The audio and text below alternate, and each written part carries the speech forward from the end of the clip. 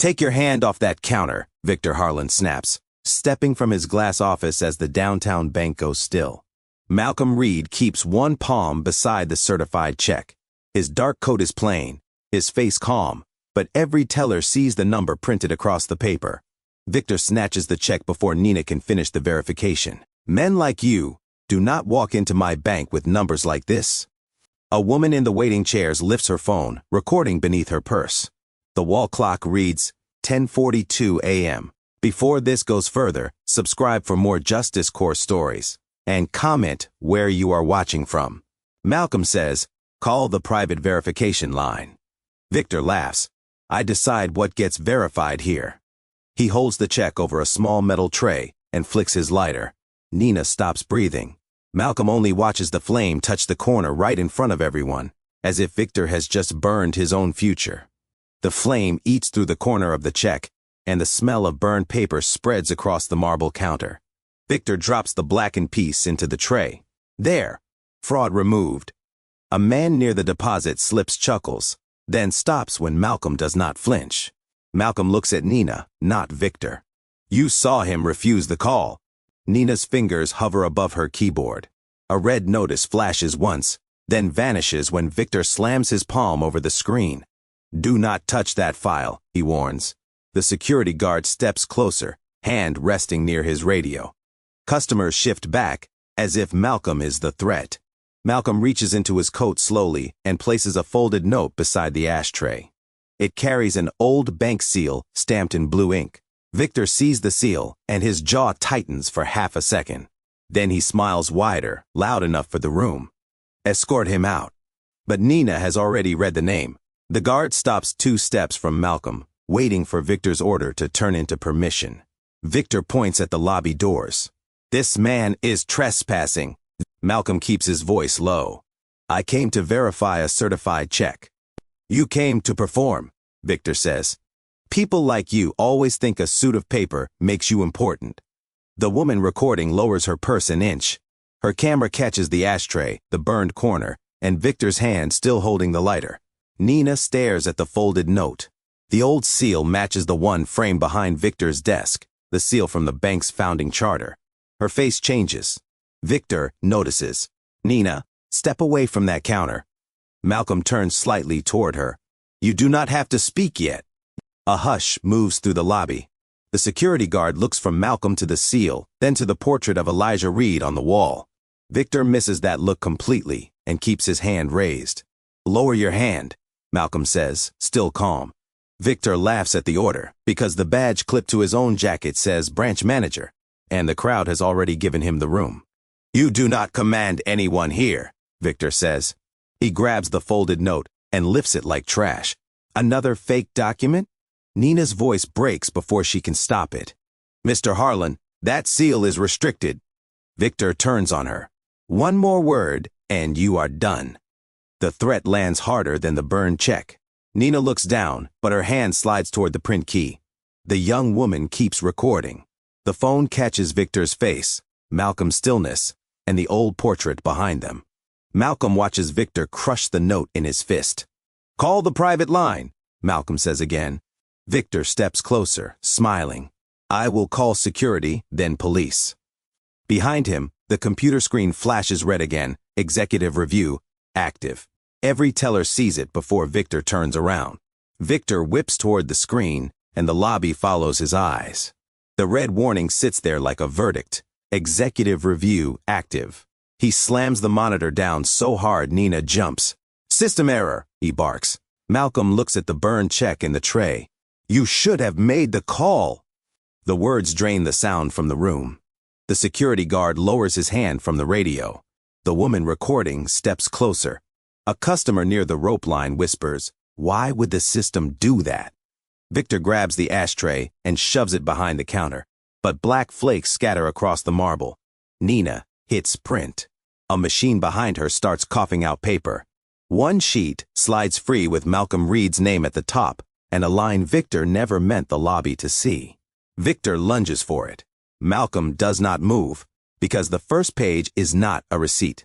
It is a warning with Victor's signature beneath it.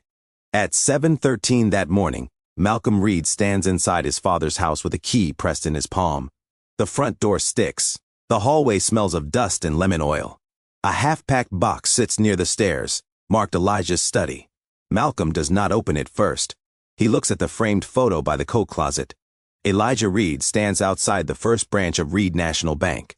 His arm rests around 3 black shop owners who once had nowhere else to borrow from. Their faces hold relief, not pride.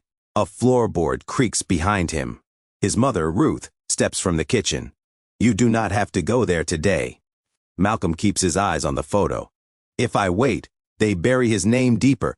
Ruth looks toward the study door. "Your father believed good work could outlive bad men. Did it?" The question lands hard. Ruth opens the study. The room is nearly empty.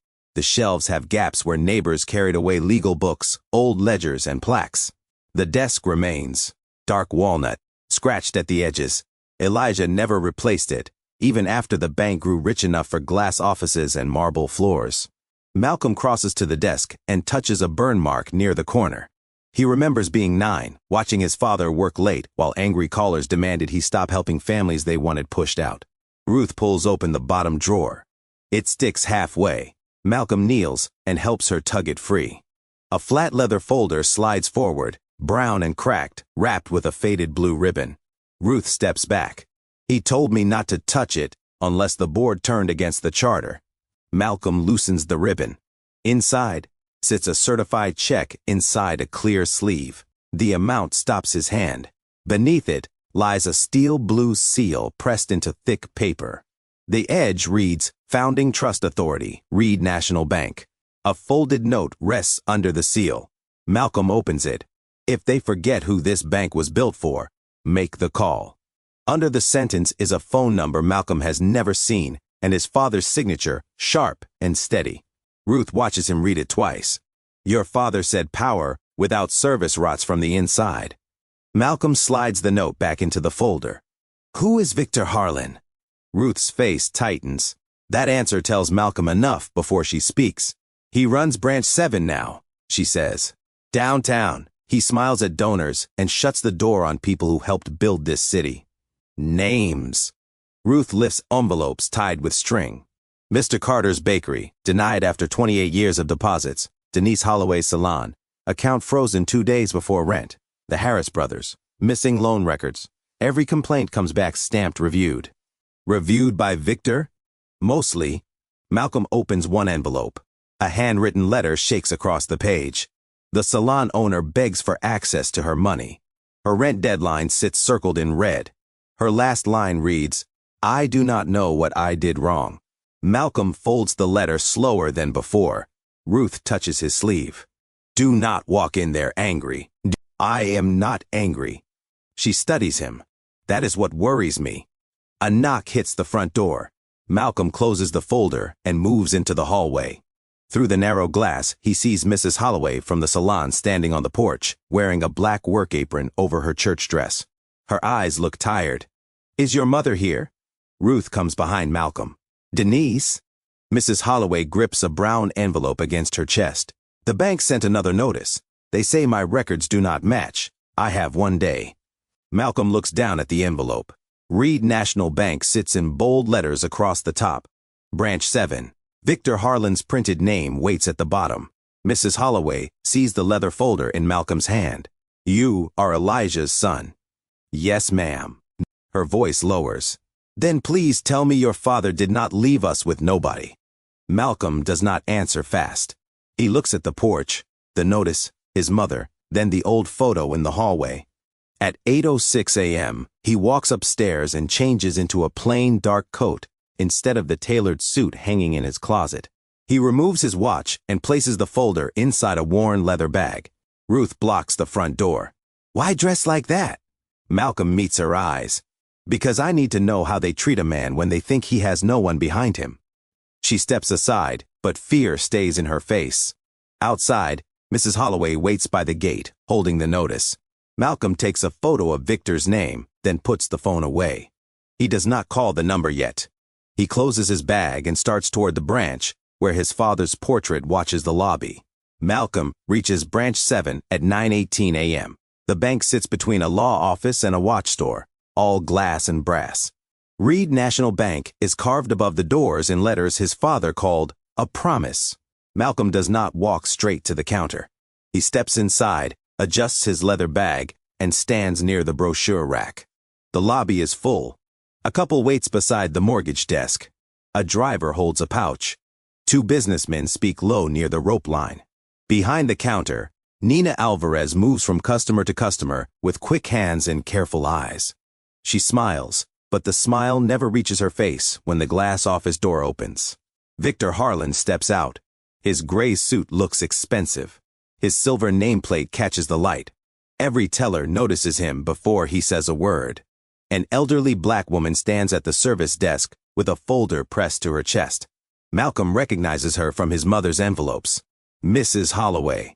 Her salon notice peeks from the folder. Victor does not invite her into his office. He stays in the open lobby, where everyone hears him. Mrs. Holloway, we have reviewed your application, he says. The answer remains no. Her shoulders sink, but she keeps her voice steady. I have banked here for 31 years. My payments never missed. I need the renewal my husband and I received. Victor folds his hands. Past history does not erase current risk. My account is frozen. How am I supposed to prove anything when your office will not release my records? A man in the rope line looks away. The couple stops whispering. Victor smiles like patience is a gift he regrets giving. Raising your voice will not help your case. Mrs. Holloway has not raised her voice. Nina looks down at her terminal. Her fingers stop moving. Malcolm watches that pause. Mrs. Holloway opens her folder and pulls out a bank statement. This shows the deposits. Victor takes the paper, glances at it for less than a second, then slides it back. Incomplete. It came from this branch. Then bring a complete one. You locked me out online.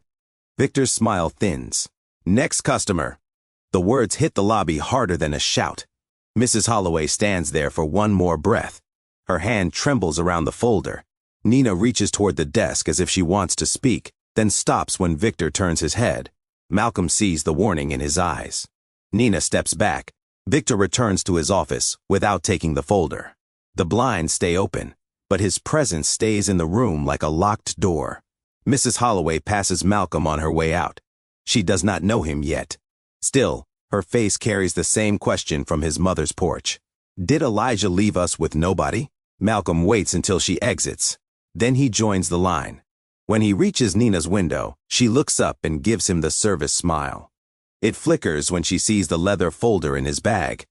How may I help you today? Malcolm places the certified check on the counter. I need this verified through the private line. Nina reads the check. Her eyes move to the amount, then the issuing mark, then his name. Malcolm Reed, she says under her breath.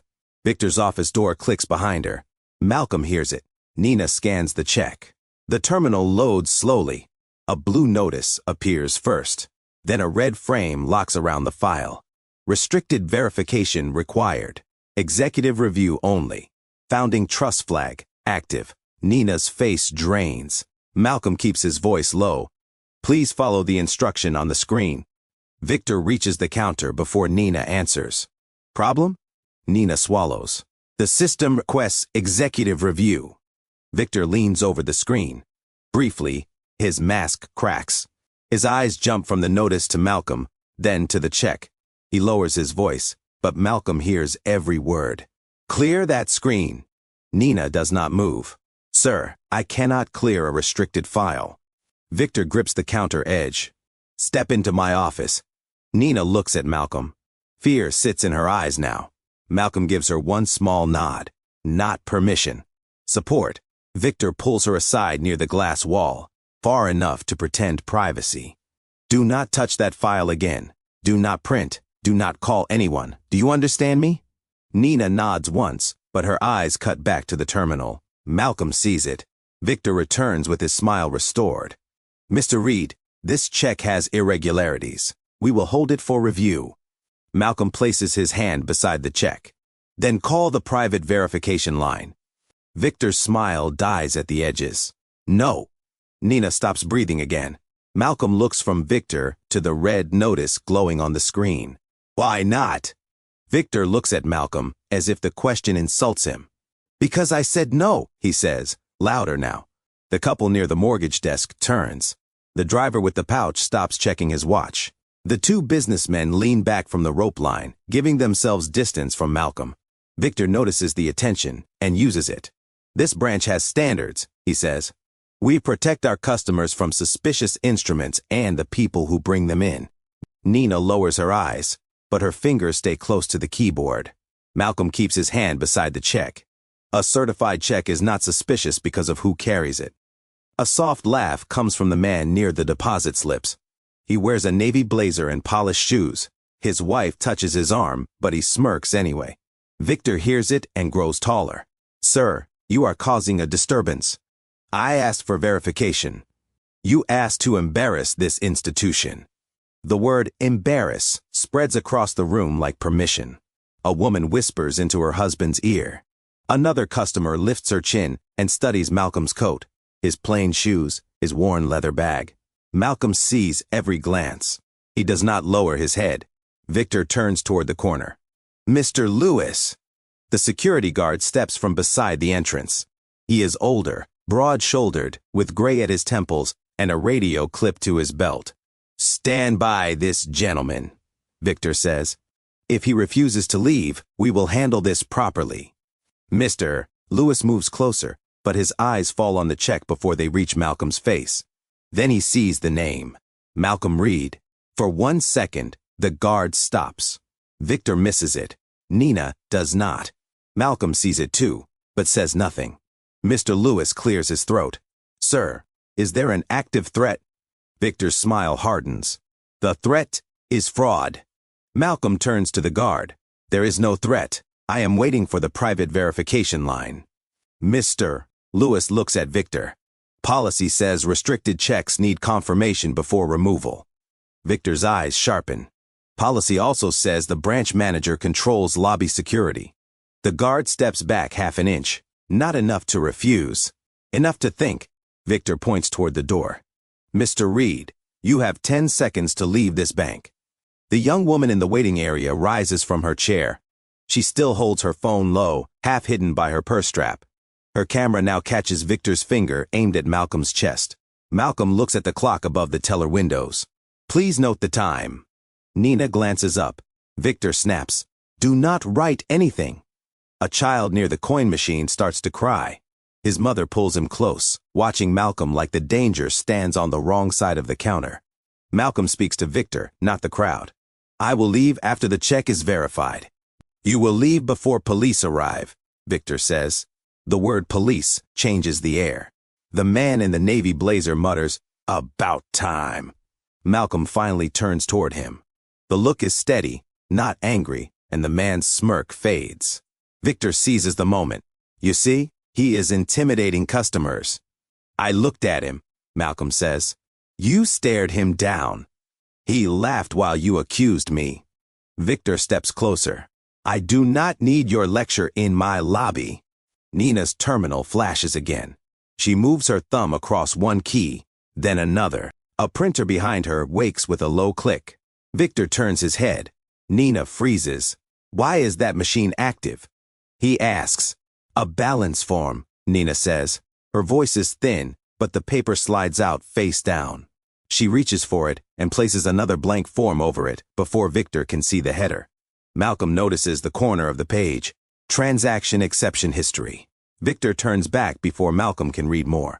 You came here dressed like a man who wanted sympathy, Victor says.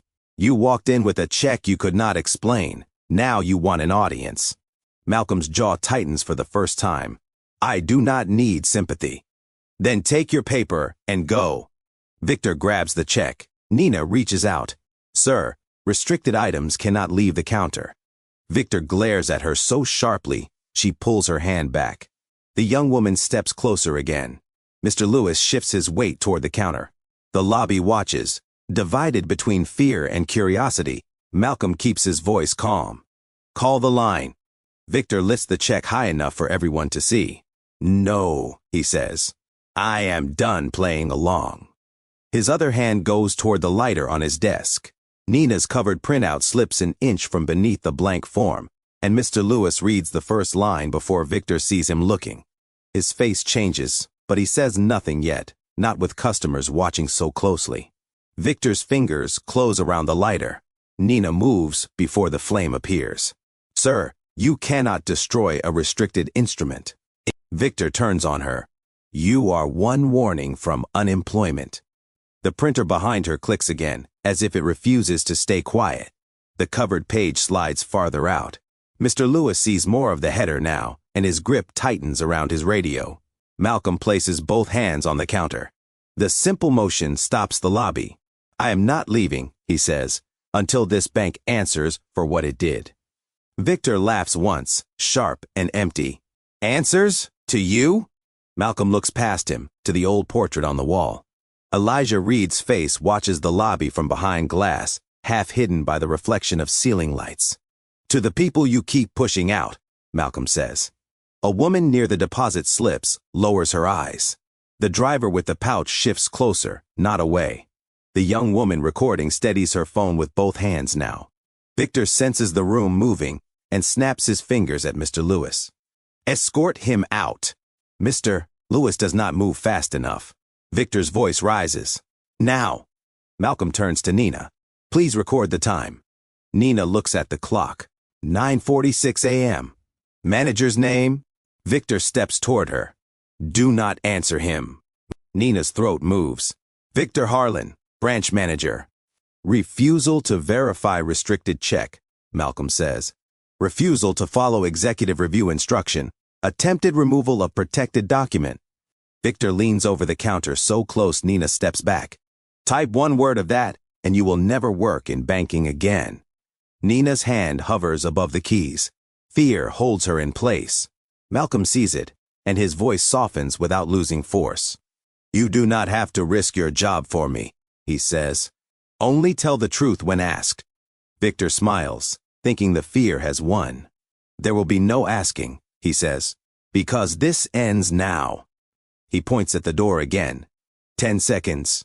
Malcolm reaches into his coat. Mr. Lewis shifts forward. "And slow, sir." Malcolm nods and removes the folded note from his pocket. The blue seal catches light before Victor can hide his reaction. Victor's smile drops, then returns too quickly. "That fake paper again?" he says. Malcolm opens the note. His father's writing faces him. "If they forget who this bank was built for, make the call." He takes out his phone. Victor scoffs for the crowd. "Who are you calling? A cousin? A lawyer? Someone to tell you how bad this looks?" Malcolm dials the old number. The line rings once. Victor keeps talking. "This is what happens when people mistake patience for permission." The line clicks. No greeting reaches the room. Malcolm listens for one breath, then speaks. "This is Malcolm Reed. I am at Branch 7. Start the review." He ends the call. Silence follows so cleanly, even the child near the coin machine stops crying. Victor stares at the phone, then laughs louder than before. "That is it? That is your big threat? One sentence?" Malcolm folds the note and places it beside the burned corner of the check. It was not a threat. Nina's terminal flashes red. Then the terminal beside her flashes. Then every teller screen across the counter turns red at once. A warning tone sounds, low and steady. Executive review. Active. Branch 7 audit lock initiated. Do not remove records. The lobby freezes. Victor turns toward the screens, his face losing color in small pieces. "Everyone stay calm. System maintenance." No one believes him. The driver with the pouch reads the screen aloud. "Audit lock?" Victor spins. "Quiet." A door behind the teller line clicks shut by itself. The cash drawer lights go dark. The manager's office blinds begin closing from the inside, triggered by a system Victor no longer controls. Nina looks at Malcolm, and something close to hope breaks through her fear. Mr. Lewis steps away from Malcolm and positions himself near the counter, blocking Victor from reaching the printer. Victor sees the movement. "Lewis, what are you doing?" "Following the screen," Mr. Lewis says. The answer lands in the lobby like a public vote. Victor turns back to Malcolm. His confidence is still there, but now it looks forced, stretched thin across panic. You have no idea what button you just pushed, Victor says. Malcolm looks at the red warnings, then at the burned check. No, he says. You don't. The printer starts again, and this time the first page falls face up with Victor's signature printed beneath a restricted override code. Nina reaches for it before Victor can. The young woman's phone catches the page, the signature, and Malcolm's still face. Victor lunges across the counter, but Mr. Lewis steps into his path and lowers his voice right in front. Mr. Lewis steps between Victor and the printer, his voice low enough to sound like a warning. Bank policy says records stay intact during an audit lock. Victor stares at him. Bank policy says you follow the manager. Not during a fraud alert. The lobby hears it. A few customers step back from Victor now, not Malcolm. The shift is small, but Victor feels it. His neck reddens above his collar. He turns toward the front doors. Lock the entrance. Mr. Lewis does not move. Victor points at the second guard near the vestibule. I said lock it. Nobody leaves until this disturbance is contained. The guard hesitates, then presses the security panel. The glass doors click. A woman near the ATM gasps. The child by the coin machine starts crying again. Victor raises both hands, performing calm for the room. Everyone remain where you are. This customer has triggered a fraud emergency. Malcolm looks at the locked doors, then back at Victor. You are making this worse. I am protecting my branch. Nina holds the printed page against her chest. Victor sees it and steps toward her. Give me that. No. The word surprises her, almost as much as it surprises the lobby. Victor stops. Excuse me.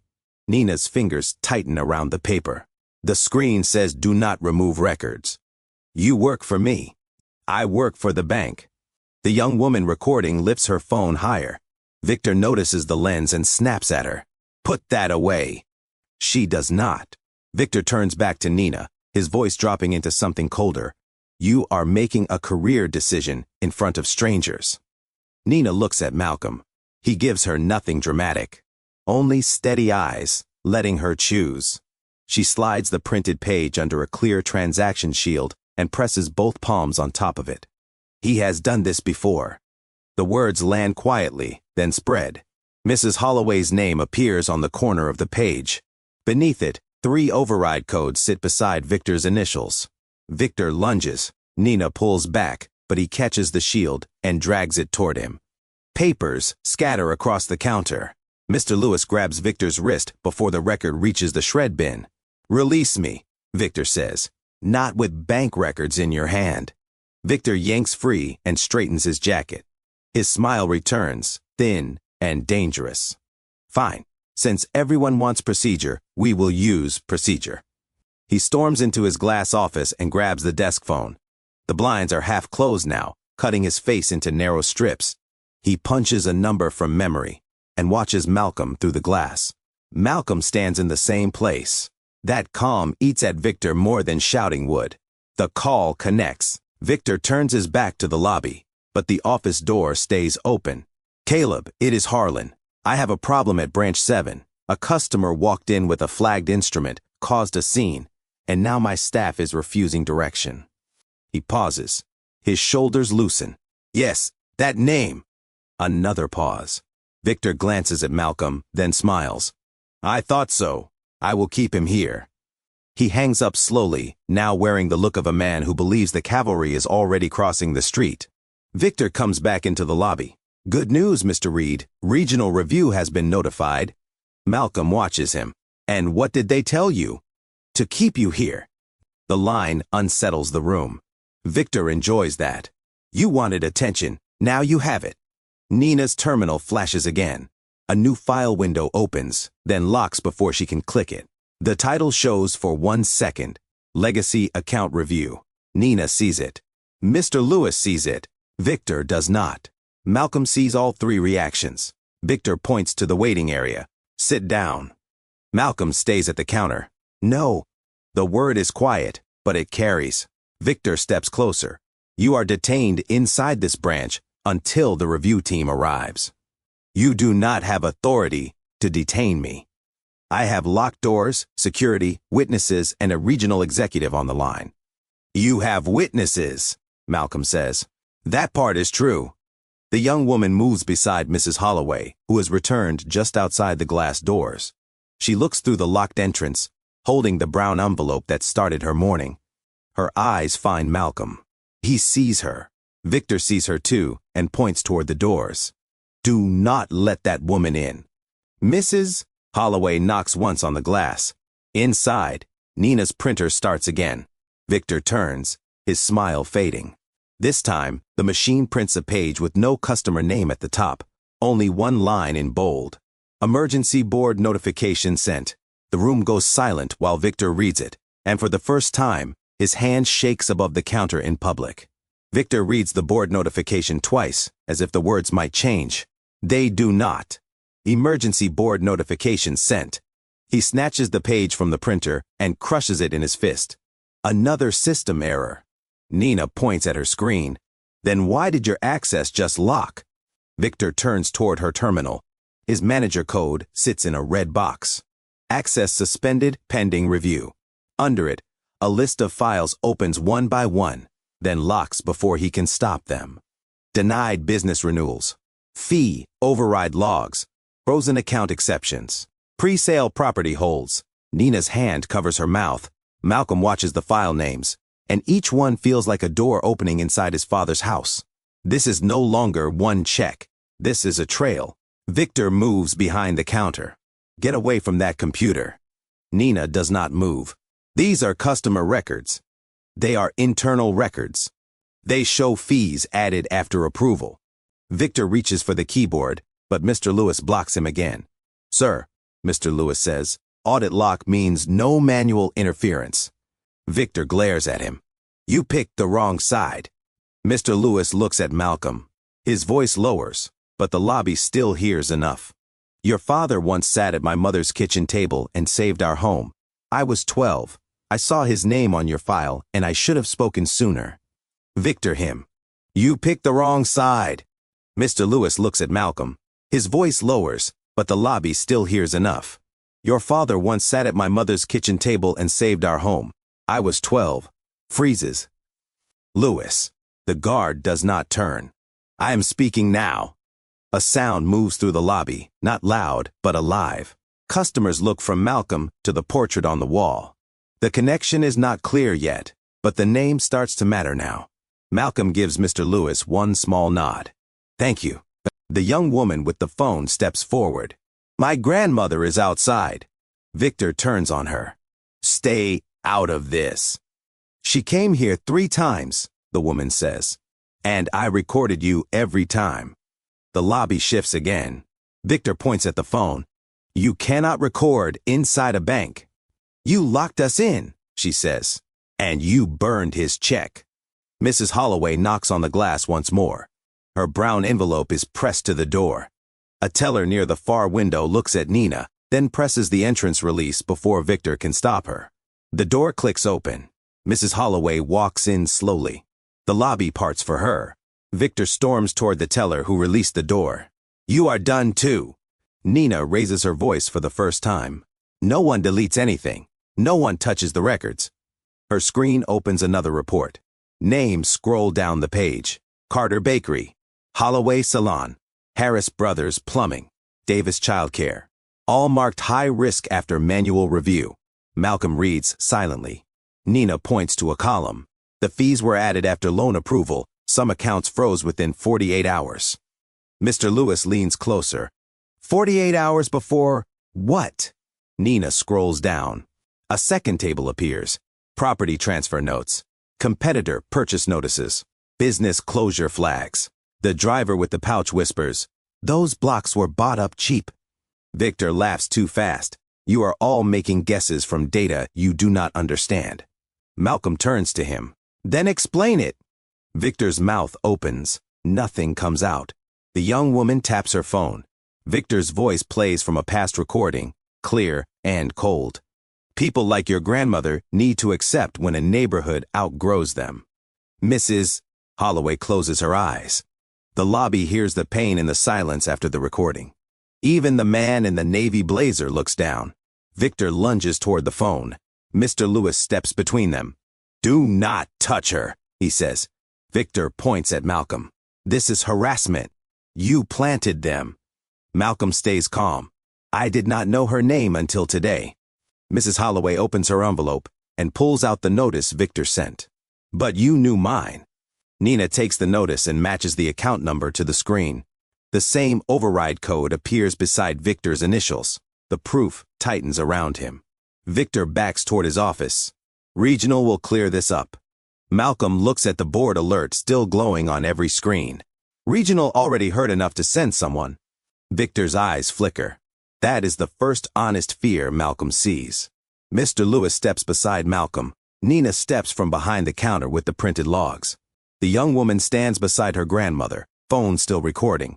For the first time, Victor faces more than one person.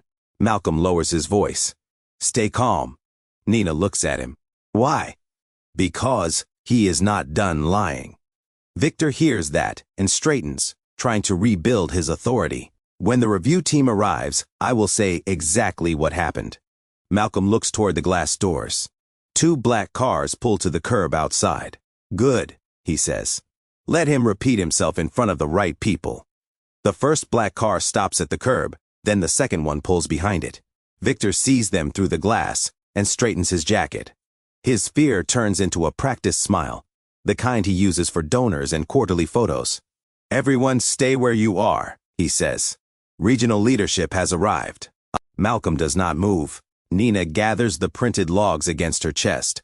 Mr. Lewis positions himself near the counter, close enough to block Victor if he reaches again.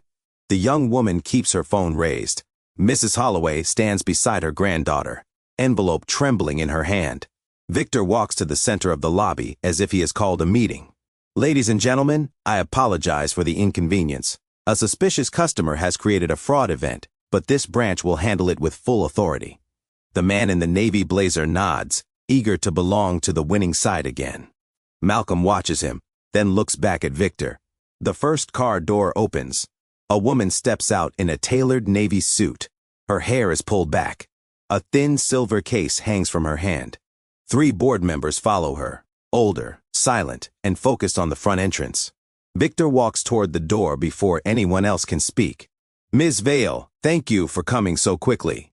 The woman does not shake his hand. "Open the doors," she says. Victor glances at Mr. Lewis. "For security, I locked them after the customer escalated." Ms. Vale looks past him into the lobby. "Open them." Mr. Lewis presses the panel.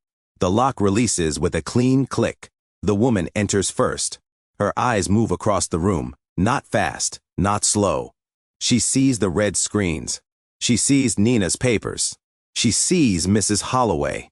She sees the ashtray shoved behind the counter with black flakes still scattered on the marble. Then she sees Malcolm. Her face changes for less than a second, but Victor stands in front of her and misses it. "Ms. Vale," he says, voice rising for the crowd. "I have contained the issue. The individual attempted to pass a flagged instrument and refused to leave after being warned." Malcolm stays silent. Nina takes one step forward. Victor turns his head sharply. "Do not interrupt." Ms. Vale lifts one hand. "Let him finish." Victor smiles again. The permission feeds him. He faces the lobby like a judge delivering sentence. "This man entered my branch with a check far beyond the profile of a normal walk-in customer. When staff detected irregularities, he tried to pressure a teller into bypassing procedure." The young woman's phone stays fixed on him. Ms. Vale asks, "Did you verify the check through the private line?" Victor blinks. "Given the risk, I chose not to validate a likely fraud." "Did the system request executive review?" "The system produced a false alert after he made a call." A board member writes something in a small notebook. Victor notices and pushes harder. "He staged this. He brought an old paper with a fake seal. He used emotional pressure, race, and a crowd to intimidate my staff." Mrs. Holloway gasps. Malcolm looks at Victor for the first time since the cars arrived. His face stays calm, but the lobby feels the line Victor has crossed. Ms. Vale turns to Nina. "Do you have the first printed record?" Victor steps between them. "Those records are contaminated by the event." Nina's voice is small, but clear. "They printed before he touched the system. Mr. Lewis adds, and Mr. Harlan tried to remove them. Victor snaps, security is not qualified to interpret bank records. Ms. Vale looks at the guard, but he is qualified to report what he saw. The room shifts again. Victor feels it and moves faster. Fine, I will repeat it plainly. I burned the corner of the check because I believed it was fraudulent and because this branch cannot allow any man off the street to walk in here waving that kind of money.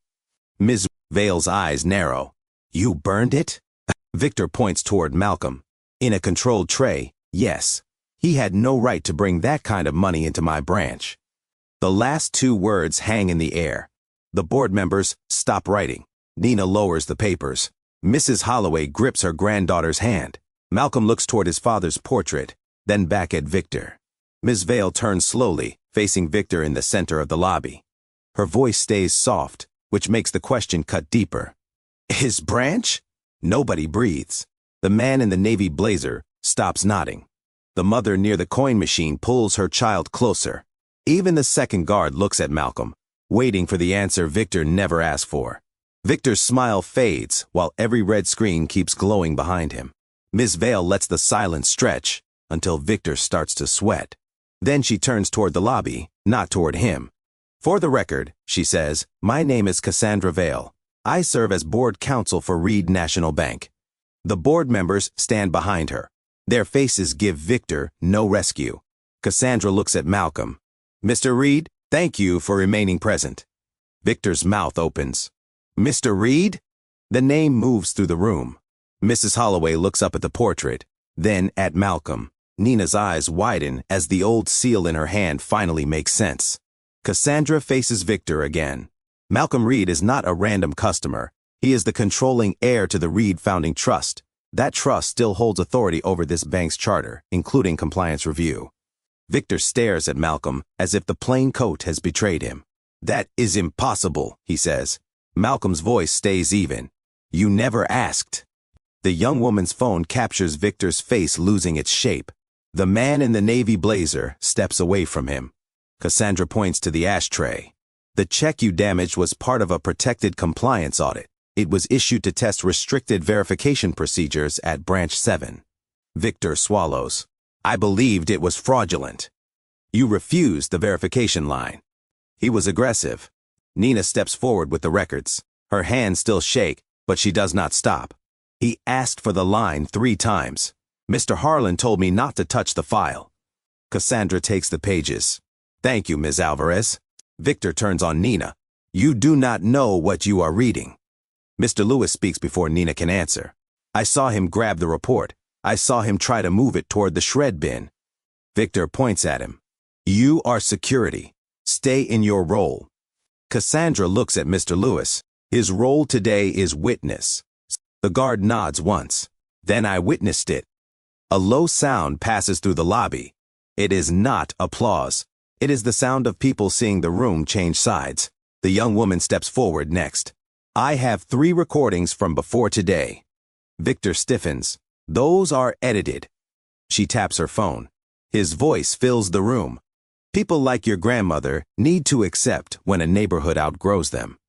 Mrs. Holloway presses a hand to her chest. Cassandra asks, Mrs. Holloway, did Mr. Harlan deny you access to your account records? Mrs.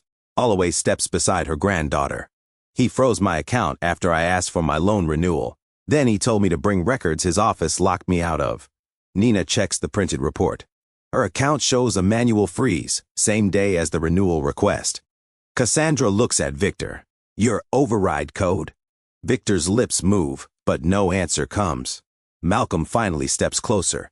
The lobby clears space for him without being told. Victor turns to him with sudden softness. Mr. Reed, there has been a misunderstanding. I had no idea who you were. Malcolm stops him with one raised hand. That is the problem, he says. You thought you knew enough when you thought I was nobody. Victor looks around and sees phones, witnesses, board members, red screens, and the portrait of Elijah Reed above them all. I apologize, Victor says quickly. To you. Malcolm shakes his head. No, the apology belongs to every person you shamed in this lobby. It belongs to Mrs. Holloway. It belongs to the business owners whose records you buried. It belongs to Nina, who you threatened for telling the truth. Victor's face hardens again, but the power is gone. Cassandra opens her silver case and removes a document. Victor Harlan, effective immediately, you are suspended pending investigation for destruction of protected audit material, interference with restricted review, attempted removal of records, and conduct damaging to the bank. Victor reaches for his access card. You cannot suspend me in front of customers. Cassandra does not blink. You humiliated customers in front of customers. The sentence lands clean. Victor storms toward his office. I am getting my files. Mr. Lewis moves beside the security door. Victor swipes his card. The reader flashes red. Access denied. He swipes again, harder. Access denied. The lobby watches him stand locked out of the office where he once ruled everyone. Malcolm says nothing. Victor turns back, pale and exposed, while Cassandra asks Nina to secure the records.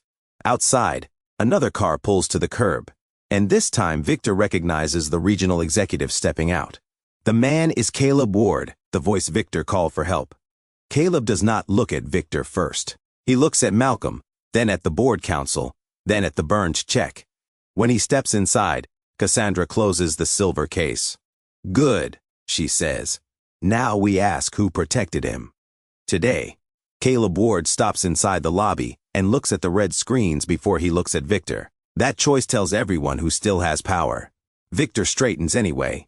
Caleb, tell them this is a misunderstanding. Caleb does not answer him. He turns to Cassandra Vale. Board counsel has my full cooperation.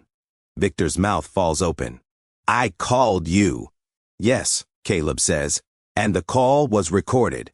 The lobby reacts in small, sharp sounds. Nina grips the records tighter. Mrs. Holloway's granddaughter keeps filming, but her hand no longer shakes. Cassandra opens a second document. Regional Review confirms repeated complaints from this branch were routed through Mr. Ward's office and closed without customer contact. Caleb lowers his head. He does not deny it. Victor steps back. He approved those closures. And you submitted them, Cassandra says. Two board members move toward Victor's office with Nina. The red lock releases for them, not for him. Victor watches strangers enter the room where he threatened people minutes ago. Mr. Lewis stands near the counter, shoulders squared. Cassandra turns to Victor. You will leave the branch now. Your devices remain here. Your severance is frozen pending investigation. Your license history, account overrides, and communication logs go to external review today.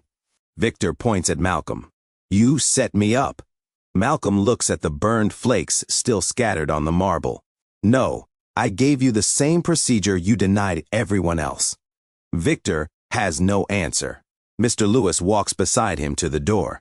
He does not grab him. He does not need to. The whole lobby watches Victor pass the same rope line where he tried to shame Malcolm. At the door, Victor turns to Nina. You will regret this. Nina steps behind the manager counter and lifts her chin. No, sir, I already did, for staying quiet. Cassandra nods to Mr. Lewis. Thank you for protecting the records. The guard opens the door. Victor steps out alone, stripped of his office, his card, and his audience. Then the room exhales. Mrs. Holloway wipes her eyes, but she does not break. She places her brown envelope on the counter. I want my loan reviewed fairly, no favors. Malcolm steps aside, so Nina answers. Nina opens the file under Cassandra's supervision. You will have a full review today, and your frozen access is restored while we investigate the override. Mrs. Holloway closes her eyes. Her granddaughter hugs her from the side. Other customers begin moving forward, one by one. The driver with the pouch says his brother's repair shop lost funding after a late fee appeared overnight. A mother near the coin machine says her childcare account was frozen after she asked questions. The man in the navy blazer tries to leave quietly, but the locked feeling of shame follows him out.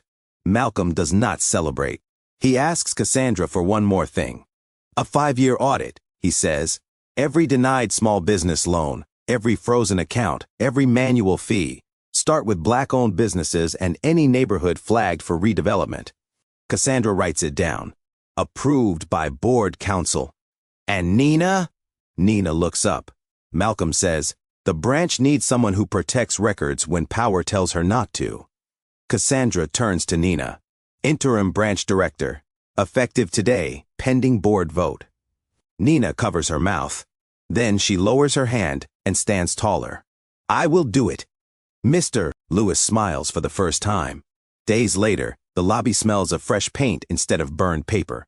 The rope line is gone. A small desk sits near the entrance for community loan reviews. Mrs. Holloway sits there with Nina, signing a new review packet with fair terms printed clearly. Malcolm returns with Ruth at his side. His mother walks slowly, holding a framed photograph wrapped in brown paper. The bank grows quiet when they enter, but this silence feels different. It is not fear. It is respect. Together, Malcolm and Ruth place Elijah Reed's photo near the front entrance. In it, Elijah stands beside the first families his bank served. Beneath the frame is a brass plate. A bank has no honor if it forgets the people it serves. Ruth touches the edge of the frame. He would have hated the attention. Malcolm smiles softly. He would have loved the work starting again. Nina steps from behind the counter. Mr. Lewis stands beside the door. Mrs. Holloway raises her hand in thanks. Customers wait their turn without shrinking under anyone's stare. Malcolm looks at the marble counter where the check burned. The stain is gone, but the lesson remains. He came in dressed like a man with nothing. He leaves knowing dignity was never in the clothes, the check, or the title. It was in refusing to let power decide who deserved respect inside his father's lobby today.